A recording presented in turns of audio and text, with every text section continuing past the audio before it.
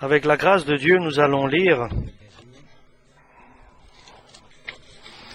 le livre de Saint Luc, chapitre 24, Saint Luc, et verset 33. Le livre de Saint Luc, chapitre 24, et verset 13.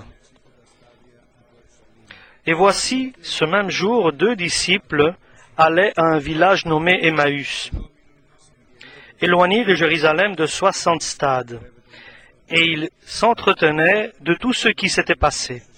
Pendant qu'ils parlaient et discutaient, Jésus s'approcha et fit route avec eux, mais leurs yeux étaient empêchés de le reconnaître.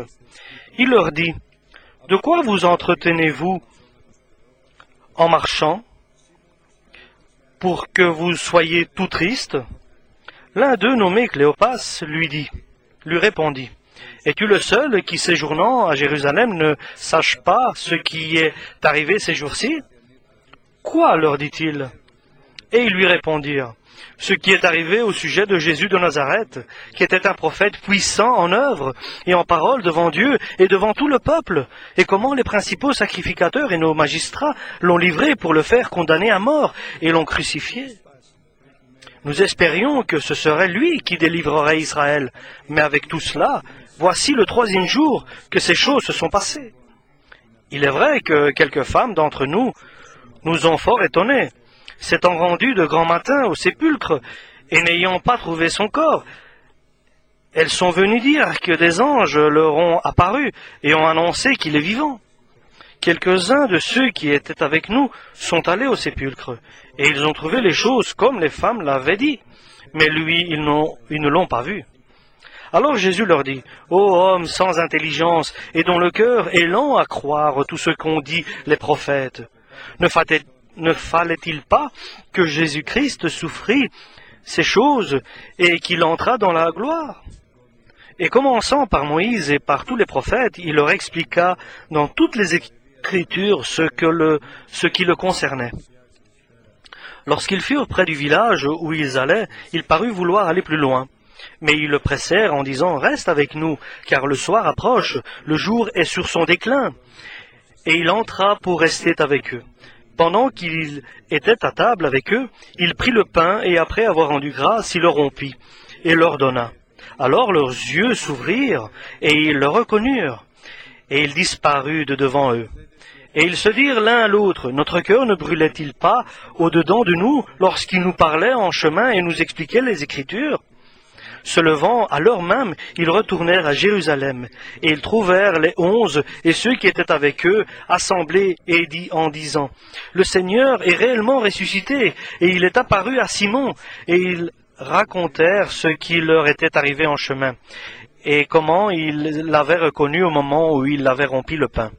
Tandis qu'il parlait de la sorte, lui-même se présenta au milieu d'eux et leur dit, « La paix soit avec vous. » Saisis de frayeur et d'épouvante, ils croyaient voir un esprit. Mais il leur dit, « Pourquoi êtes-vous troublés? Et pourquoi pareille pensée s'élève-t-elle dans vos cœurs? Voyez mes mains et mes pieds. C'est bien moi, touchez-moi et voyez, un esprit n'a pas de chair ni des os, comme vous voyez que j'en ai. » Et en disant cela, il leur montra ses mains et ses pieds. Comme dans leur joie, ils ne croyaient pas encore et qu'ils étaient dans l'étonnement, il leur dit, « Avez-vous ici quelque chose à manger? » Ils lui présentèrent du poisson rôti et un rayon de miel, et il en prit, et il en mangea devant eux. Puis il leur dit, « C'est là ce que je vous disais lorsque j'étais encore avec vous, qu'il fallait que s'accomplisse tout ce qui est écrit de moi dans la loi de Moïse, dans les prophètes et dans les psaumes. » Alors il leur ouvrit l'esprit afin qu'ils comprissent les Écritures.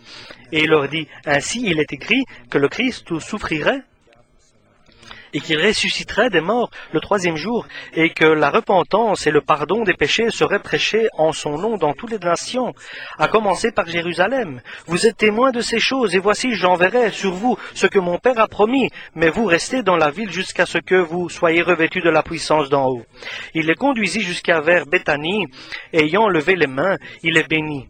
Pendant qu'il les bénissait, il se sépara d'eux et fut enlevé au ciel.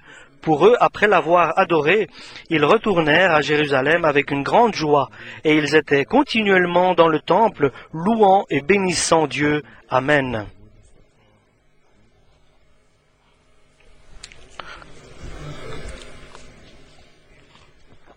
Jésus de Nazareth a été arrêté, a été frappé, a été crucifié, et il est mort, il a été enseveli, et le troisième jour, il est ressuscité. Et maintenant, il commence son œuvre.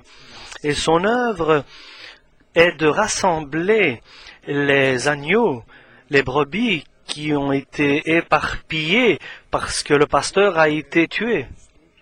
Et l'œuvre difficile de Jésus, c'est de rassembler, de faire revenir les hommes qui, pour quoi qu'elle soit comme raison, ont quitté le chemin de Jésus, de Dieu.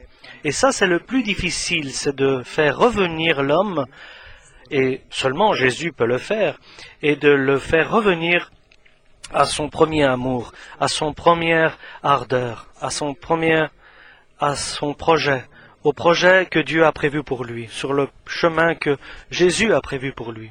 Et il y a beaucoup de raisons que l'homme s'égare du chemin que Jésus a préparé pour lui. Et cette personne, il reconnaît que son premier amour et que sa première ardeur qu'il avait pour le Seigneur s'en va. Il a des justifications. Il dit que je suis fatigué, j'ai beaucoup de travail, j'ai beaucoup d'occupations. Il vient toujours de plus en plus en retard à l'église. Il reste de moins en moins la parole de Dieu dans la prédication. Et dans sa tête, diminue les pensées vers Dieu. Et ces pensées sont toujours tournées vers autre chose, vers les choses de ce monde actuel. Et la communion qu'il a avec les frères diminue et il augmente son temps avec les personnes de ce monde.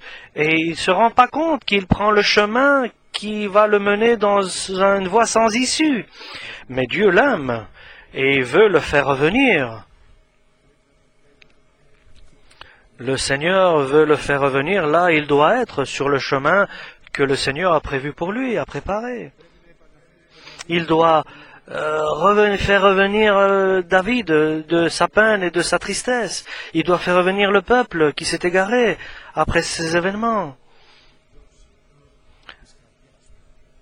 Après la chute du cœur de David, il doit faire revenir les militaires, les officiers à leur place, l'armée à sa place. Il doit l'ordre doit revenir dans chaque personne de Dieu, dans la vie du chrétien, dans la vie de l'Église. Et ça, c'est bien sûr l'œuvre du Seigneur. Et heureux est celui qui comprend cela. Et comme David, directement, il va se repentir et revenir immédiatement. Parce qu'il y a l'exemple d'Achitophel, qui n'a jamais rien compris. Et jamais il se repentit, et il s'est jamais revenu, et il a pris le chemin de la perdition. Il y a l'exemple de Judas. Et par avarice et par l'amour pour l'argent, il a perdu le chemin spirituel. Et il avait la vie ecclésiastique, il a perdu la vie spirituelle. Et il y a beaucoup de raisons, Et chacun de nous connaît ces raisons par une expérience personnelle. Nous n'allons pas nous occuper de ça, chaque cas personnellement, mais nous allons nous occuper du retour de chacun. Le retour, et je répète, dans la vie spirituelle et dans l'ordre spirituel de notre vie. et avec nos relations avec Dieu, pour que nous puissions être prêts et pour que nous puissions nous en sortir des voies sans issue, des impasses, et que nous soyons, que nous puissions éviter des moments tragiques et difficiles qui pourraient arriver. Les disciples, Jésus leur a informé qu'ils vont être éparpillés parce que le pasteur va être frappé et les agneaux, les brebis vont être éparpillés après cela. Ils ont été dispersés, les brebis ont été dispersées dans divers endroits. Et certains sont restés à Jérusalem, ils ont vu la crucifixion, ils ont vu la mort de Jésus. Ils sont restés le samedi aussi, ils sont restés aussi le dimanche. Et le dimanche après-midi, ils avaient perdu tout espoir, espérance. Et ils étaient dans une impasse et ils sont retournés dans leurs mêmes travaux. C'était comme si quelqu'un vient et efface toutes les grandeurs, toutes les prodiges et les merveilles que Dieu a fait pendant qu'il était avec eux. Et ils sont retournés dans leur même travail, dans leur village, dans leur travail, dans leur activité quotidienne.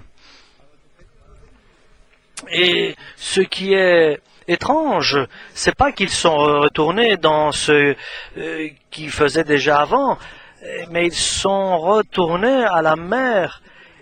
Et Pierre est revenu dans le travail qu'il accomplissait avant que le Seigneur l'appelle, c'est-à-dire la pêche des poissons. Et maintenant, un entraîne les autres pour retourner dans leurs travaux et dans leurs activités qu'ils avaient avant que le Seigneur les appelle. Mais il faut que quelqu'un les rassemble, les fasse revenir vers Jésus.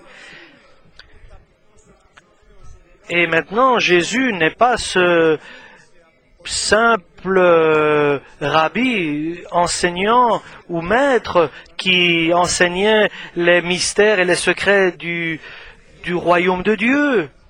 Mais il est maintenant puissant, il est revenu de la mort, il est ressuscité, un nouveau Jésus, glorieux, ressuscité, qui doit se révéler à ses disciples pour qu'ils reviennent, qu'ils retournent sur le chemin que Dieu a préparé pour eux.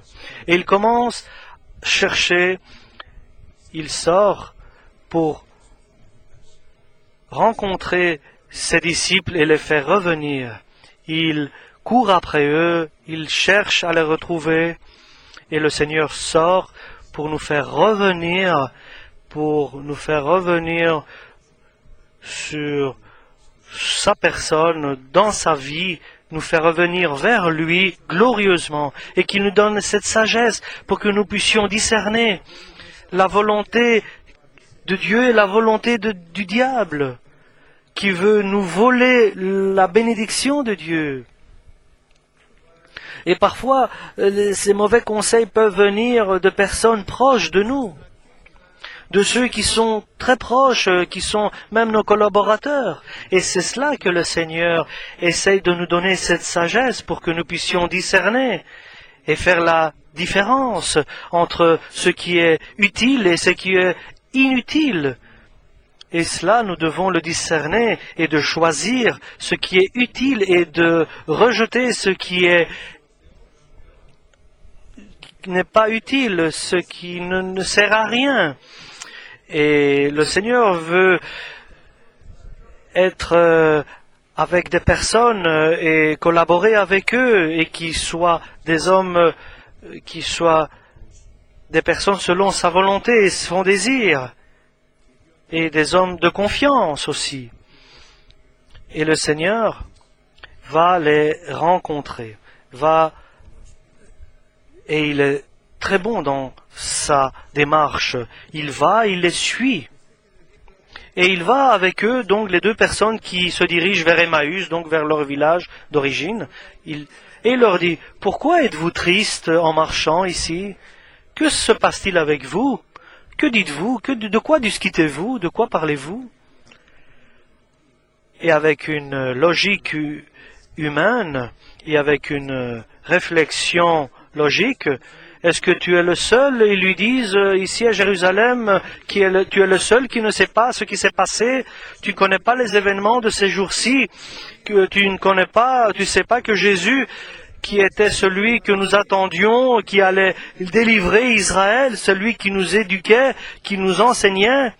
Est-ce que tu n'as pas entendu de ce qui s'est passé? Et les pharisiens,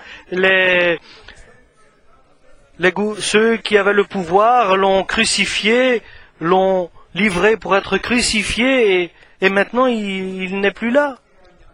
Et toutes ces années que nous avons passées avec lui, inutiles sont devenues.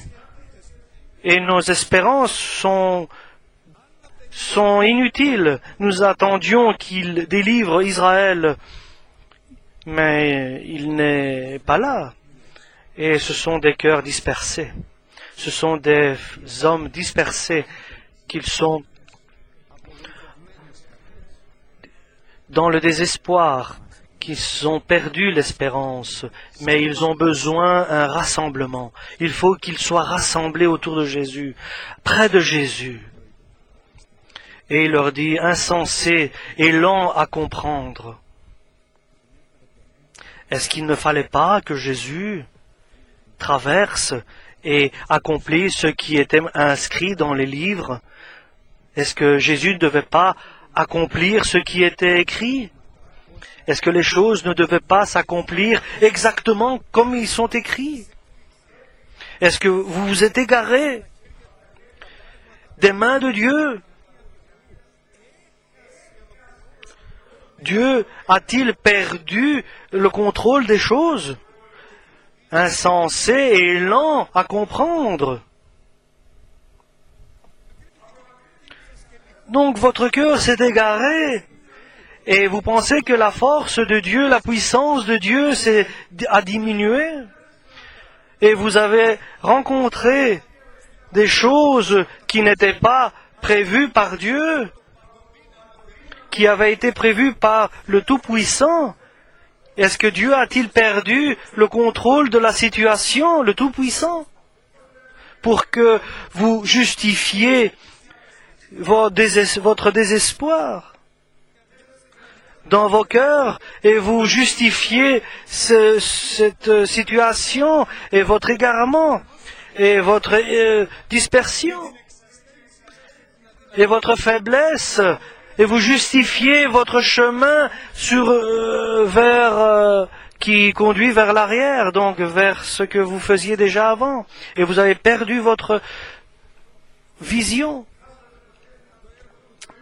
Vous avez perdu l'œuvre du Seigneur, votre apostolat. Comment êtes-vous arrivé là? Comment êtes-vous devenu comme cela? Vous qui étiez des disciples de Jésus. Comment êtes-vous devenu comme cela? Et avec une grande patience,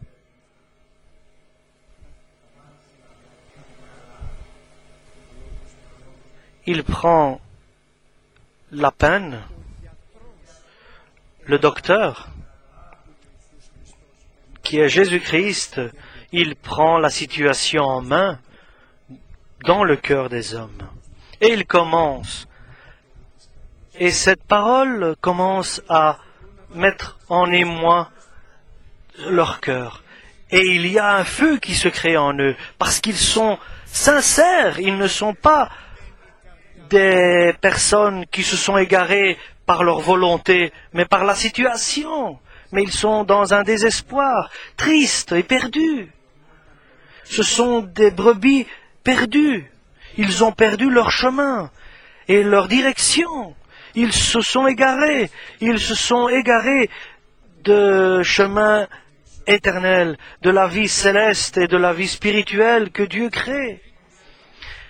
Celui qui soutient toute l'atmosphère et toute la création. Et c'est lui qui a construit, qui a créé son Église.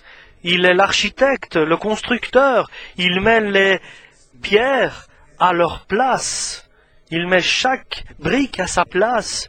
Et leur cœur prennent feu à ces deux personnes qui allaient et qui se dirigeaient vers Emmaüs. Et il faut que cette flamme prenne en nous aussi dans notre cœur et que notre cœur brûle de sa présence et que les paroles de Dieu brûlent en nous. Et cette direction, ce chemin, c'est pas un chemin qui plaît à Dieu lorsque nous retournons et nous nous éloignons par le désespoir.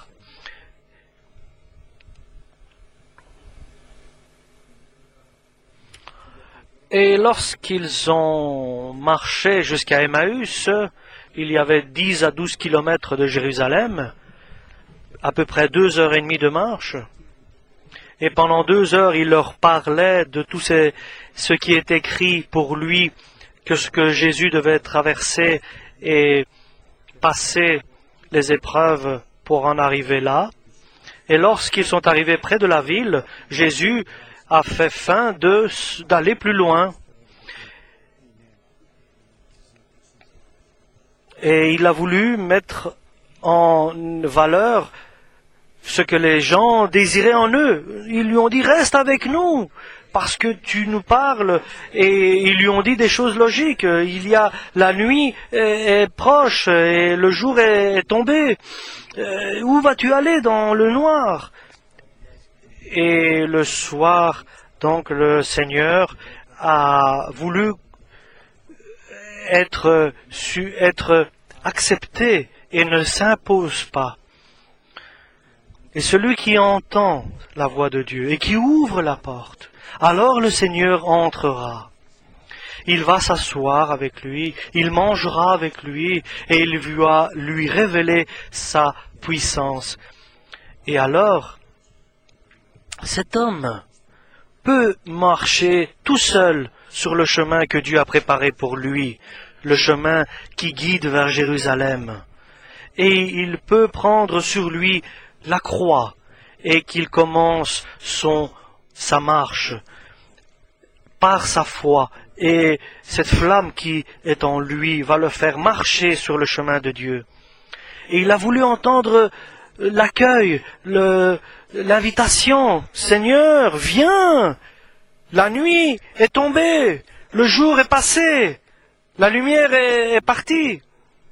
Et devant cette parole, lorsqu'ils ont entendu le battement de leur cœur, leur Seigneur est entré avec eux dans leur maison. Et il a pris le pain et il l'a rompu. Et pendant qu'il prenait le pain et qu'il rompit le pain, Et alors là, les disciples ont compris qu'il était Jésus-Christ. Ils ont compris que Jésus leur enseignait. Le Seigneur Jésus corrigeait leur cœur. Le Seigneur les invitait. Et le Seigneur est venu manger avec eux. Et alors il est devenu invisible à leurs yeux. Et alors, les deux qui étaient là, dans la nuit, ils n'ont pas entendu que la nuit passe. Mais au même instant, lorsque Jésus est devenu invisible, dans la nuit, ils ont pris le chemin du retour. Et ils ont refait 2 heures à 2h30 de trajet vers Jérusalem, là où Jésus avait rassemblé tous les siens. Il avait rassemblé tous, femmes et hommes, avec la même patience, et avec la même grâce, et avec la même compassion. Tous ont été rassemblés à Jérusalem. Et lorsqu'ils étaient tous rassemblés et assemblés par l'invitation de Jésus, lorsqu'il est sorti comme un bon pasteur pour chercher chacun qui était dispersé, chaque agneau, chaque brebis qui était dispersé, les disciples ont eu peur. Ils ont dit, c'est un fantôme. c'est un esprit. Mais Jésus a des paroles divines. Il leur a dit que la paix soit avec vous, que ma paix soit en vous. Et il leur a montré ses mains, ses blessures qu'il a eues.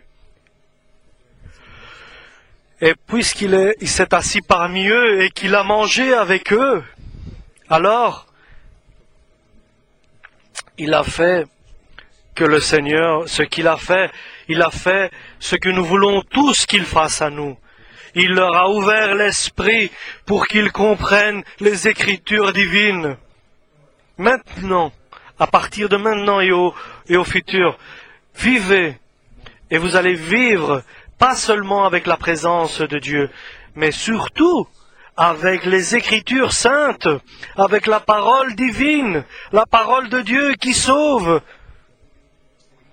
Et puisqu'il leur a ouvert l'esprit et qu'il leur a expliqué les Écritures, ils ont compris et pris conscience et qu'ils restent auprès du Seigneur en prenant le commandement. Maintenant, restez à Jérusalem. Maintenant, restez ici. Moins de sommeil, mais plus de paroles, plus de prières. Attends être à l'église. Parce que seulement si vous restez à Jérusalem, vous recevrez une puissance lorsque le Saint-Esprit viendra vous rendre visite. Ceux qui sont restés et qui ont attendu et qui ont patienté fidèlement à la présence de Dieu. Et alors,